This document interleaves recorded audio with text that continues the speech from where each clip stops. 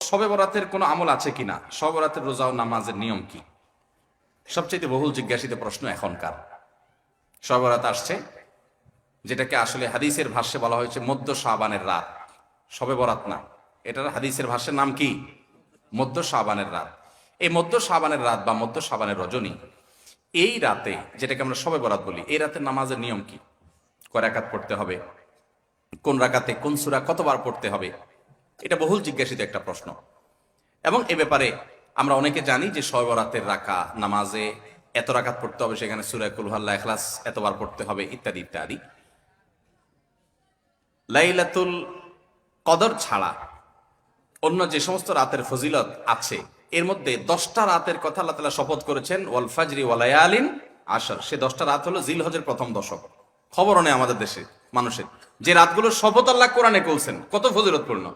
কিন্তু জিলহজের প্রথম দশকের রাতের কোনো বিশেষ ফজিলতের কথা আমরা কয়জনে জানি? যাই হোক, মধ্য শাবান রজনীর কথা আমরা বেশি জানি শুধু না, সবচেয়ে বেশি আমরা এ রাতে ইবাদত বন্দেগীর চেষ্টা করি। তো সবচেয়ে বেশি চেষ্টা তো হওয়া উচিত হলো লাইলাতুল কদরে।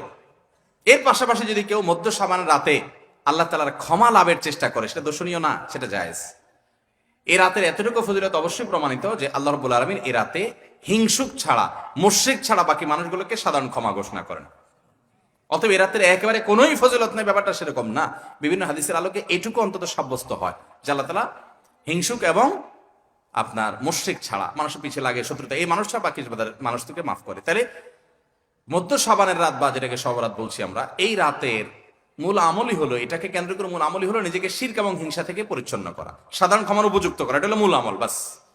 এর বাইরে আপনি ক্ষমা লাভের জন্য যদি চেষ্টা করেন, সেটা কোনো দর্শনীয় বিষয় নয়। তবে এই রাতকে কেন্দ্র করে বিশেষ ফরম্যাটে নামাজ, রাত জেগে, তারপর বিশেষ ফরম্যাটে ইবাদত, এই সূরা এতবার, এই নামাজ এত রাকাত, এরকম কোনো কথা কোরআন হাদিসে বর্ণিত হয়নি। এগুলো আমরা মন গড়া বানিয়ে নিয়েছি। এবং যদি এরকম কোনো ফরম্যাট আমরা ঠিক করে নিয়ে সেভাবে ইবাদত করাটাকে আমরা এ রাতের আমল, শরিয়া সিদ্ধ আমল মনে করি বা সুন্নাহ আমল মনে করি বা কোন নির্দিষ্ট আমল মনে করি, তো একটা বেদাতে পর্যবেসিত হবে। অতএব বাড়াবাড়ি এবং ছাড়াছাড়ি এই দুইটি আমাদেরকে পরিহার করতে হবে। যতটুকু আছে ততটুকু আমরা আমল করব এবং এসে আমল অনুযায়ী আমরা চলার চেষ্টা করব। শবে বরাতে সবচেয়ে বেশি মানুষ মসজিদে কেন ভিড় জমায় বলেন তো? শবে কদর বেশি ফজিলতপূর্ণ না এই রাত? শবে কদর কোন তুলনা আছে শবে কদরের সাথে কোনটার? কিন্তু শবে কদরে কি এত মানুষ ইবাদত বন্দেগী করার চেষ্টা করে শবে বরাতে যত করে? কারণ কি? মিষ্টির জন্য বলে, খারাপ বলেন নাই। আমি ছোট থাকতে যখন মাদ্রাসায় পড়ি, লজিং এ ছিলাম এক বাড়িতে, আমার মনে আছে এক মসজিদে সারা রাত সব রাতে এরকম দোয়া দরুদ হয়েছে। এবার শেষে মিষ্টি বিতরণ হচ্ছে, জিলাপি দিতে আর কি তখন। তো জিলাপি দেওয়া হচ্ছে, তো এক আল্লাহর বান্দা তার যে জিলাপি দিচ্ছে, সবাই দুটা দুটা করে দিচ্ছে, ভুলে তার একটা পড়ছে আর কি। পরে সেই জিলাপিটি নিয়ে এসে বাইরে ওই মুয়াজ্জিন বেচারার 14 গোষ্ঠী গালিগালাজ করতে করতে বলতেছে যে সারা রাত বেটা সবচেয়ে বেশি কানলাম আমি, আর দিছে আমার একটা। আল্লাহর কাছে এই নসিব চাই এই একটা জিলাপি নিয়ে পাইলাম। সে কানতে কানতে মুয়াজ্জিনকে গালিগালাজ করতে করতে যাচ্ছে। আমার ছোটবেলার ঘটনা। যাই হোক, তো মিষ্টির জন্য যায় না, এটা পুরোপুরি সঠিক না। এত অভাব পড়ে না যে সারা রাত মানুষ মসজিদে পড়ে থাকবে একটু মিষ্টি একটা প্যাকেটের জন্য, আমার মনে হয় না। আমার যেটা মনে হয়, সবচেয়ে বেশি মানুষ এ রাতে বাদবন্দির চেষ্টা করে, কারণ মানুষ মনে করে এ রাতে ভাগ্য নির্ধারণ হয়। অতএব এক রাতে বাদবন্দি করে যদি সারা বছরেরটা ফাইনাল করে ফেলতে পারি, মন্দ কি? এই হলো মূল কাহিনী। আল্লাহ তাআলা আমাদেরকে বিশুদ্ধ পদ্ধতিতে ইবাদতবন্দি করার তৌফিক দান করুন। তাহলে ভাইরা আমার, মধ্য শাবানের রজনীতে আমরা আল্লাহ তাআলার কাছে ক্ষমার উপযুক্ত হওয়ার জন্য, হিংসা শিরক থেকে মুক্ত হওয়ার চেষ্টা করব। ক্ষমা পাওয়ার জন্য প্রচেষ্টা আমাদের থাকবে। কিন্তু ওই যে বেদাতি পন্থায় বিশেষ ফর্মে ঠিক করে ইবাদত, নামাজ, হালুয়া রুটি খায় মানুষ। হালুয়া রুটি কেন খায়? কেন খায় হালুয়া রুটি ভাই?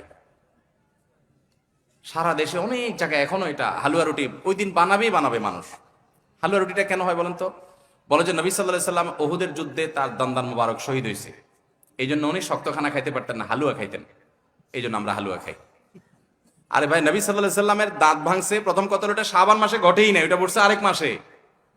আপনি এটা এই মাসে আনলেন কোত্থেকে? আচ্ছা, তারপরে যদি ধরে নেই এই মাসেই হয়েছে, তো ওনার দাঁত ভাঙছে কাদের আঘাতে? মুশরিকদের আঘাতে, তাই না? আল্লাহ দুশমনদের আঘাতে। তো কাফেরদের আঘাতে, দাঁত ভাঙাতে উনি হালুয়া খাইছে বলতেছেন, যদি এটার কোনো ভিত্তি নেই, বোগাস কথা। তারপরে ধরে নিলাম, তো আপনি ভালো দাঁত নিয়ে হালুয়া খাচ্ছেন কোন শরমে?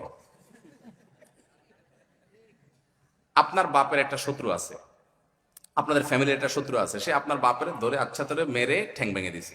আপনার বাপ বেচারা ওই ভাঙা ঠ্যাং নিয়ে একটা লাঠি নিয়ে ভর করে করে খোড়ায় খোড়ায় উনি হাঁটেন, কারণ পা ভেঙে গেছে বেচারার।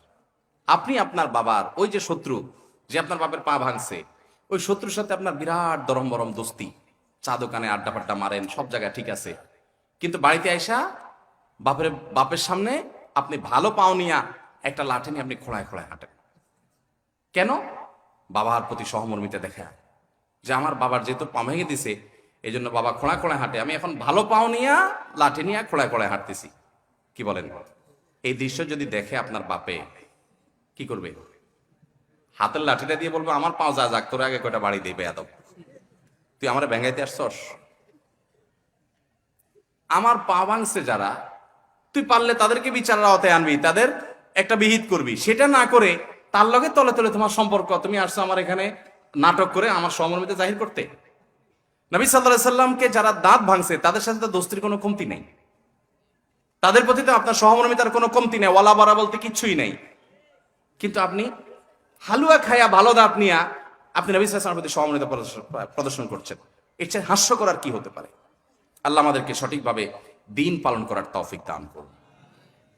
সবরাতে আসলে ওই যে আগে একসময় আমরা দেখতাম পটকা ফুটতো, বাজি ফুটাইতো, যাক আলহামদুলিল্লাহ এগুলো পুলিশ প্রশাসনের নির্দেশনার কারণে থামছে। এরপরে ওই যে আতশবাজি করা, রাতে গোসল করা, অনেক তামাশা আমাদের সমাজে আছে সবরাতকে কেন্দ্র করে, শত শত বেদাতের আয়োজন এই রাতকে কেন্দ্র করে আছে। আল্লাহ আমাদেরকে এগুলো থেকে বেঁচে থাকার তৌফিক দান করুন। আমরা আল্লাহর কাছে ক্ষমা লাভের চেষ্টা করবো, আল্লাহ আমাদেরকে ক্ষমা লাভ করার, ক্ষমা পাওয়ার তৌফিক দান করুন। আঠা দিয়ে ইঁদুর মারা ও ইলেকট্রিক ব্যাট দিয়ে মশা নিধন করা কি জায়েজ আছে না হারাম? আঠা দিয়ে ইঁদুর মারার যে একটা সিস্টেম আছে আমাদের দেশে, এটা জায়েজ নাই, এটা কোনো অবস্থাতে জায়েজ নাই। কারণ এটা খুবই মর্মান্তিক, এটা খুবই অমানবিক, এটা খুবই অমানবিক। কারণ আঠা দিয়ে ইঁদুর মারার এক দুইটা দৃশ্য আমি দেখেছি। এখানে যেটা হয়, ইঁদুর আঠার উপরে উঠে গেলে এরপরে দেখা যায় ওই অবস্থায় তার মৃত্যু হওয়ার আগ পর্যন্ত সে ওই আঠা থেকে তার নড়তে পারে না, ওই অবস্থা পড়ে থাকে। এবং যে ব্যক্তি ইঁদুর ধরার জন্য ফাঁদ আটছে আঠা দিয়ে, ওই ব্যক্তিও আর ওই ইঁদুরকে আঠা থেকে বের আলোক করতে পারে না। আলোক করতে গেলে চামড়া শরীর সব আলাদা হয়ে যায়, ছিঁড়ে যায় জীবন্ত।